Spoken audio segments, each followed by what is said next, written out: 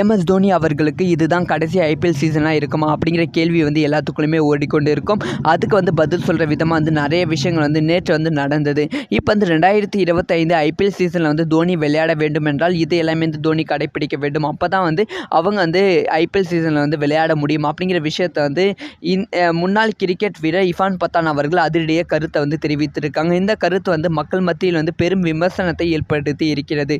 அப்படி அவங்க என்ன சொல்லியிருக்காங்கன்னா 2025 ஐபிஎல் தொடரில் வந்து தோனி வந்து தக்க வைக்க வேண்டும் என்றால் வந்து சென்னை நிர்வாகம் வந்து மிகப்பெரிய தொகையை வந்து கொடுக்க வேண்டும். இப்போ வந்து 12 கோடி வந்து தோனிக்கு வந்து கொடுக்கப்பட்டு கொண்டு இருக்கிறது. இது வந்து 2025 தோனி இருக்கணும்னா இதை தாண்டி அதிக சம்பளம் வந்து தோனிக்கு வந்து கொடுக்க வேண்டும். ஆனால் வந்து சிஎஸ்கே நிர்வாகம் இதை வந்து செய்யக்கூடாது. ஏன்னா வந்து தோனி வந்து 1 ஓவர் இல்லைன்னா வந்து 2 ஓவராக வந்து தோனி வந்து ப்ளே பண்ணுறாங்க. அதை 2 ஓவர் ப்ளே பண்ணுறதுக்கு எதுக்கு வந்து 15 கோடி 14 கோடி வந்து கொடுக்கணும். இதை வந்து நல்லா விளையாட நிறைய ஓவர்ஸ் ப்ளே பண்ணுற வீரர்களுக்கு கொடுத்தா கூட வந்து அவங்க வந்து நன்றி கடனாக இருப்பாங்க.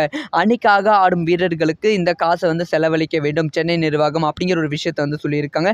ஸோ ரசிகர்களுக்கு ஆடும் வீரர் வந்து நமக்கு வந்து வேண்டாம், அணிக்காக ஆடும் வீரர்கள் தான் நமக்கு வந்து வேண்டும் அப்படிங்கிற விஷயத்தை வந்து சொல்லியிருக்காங்க. அதையும் தாண்டி இன்னொரு சுவாரஸ்யமான விஷயத்தை வந்து சொல்லியிருக்காங்க.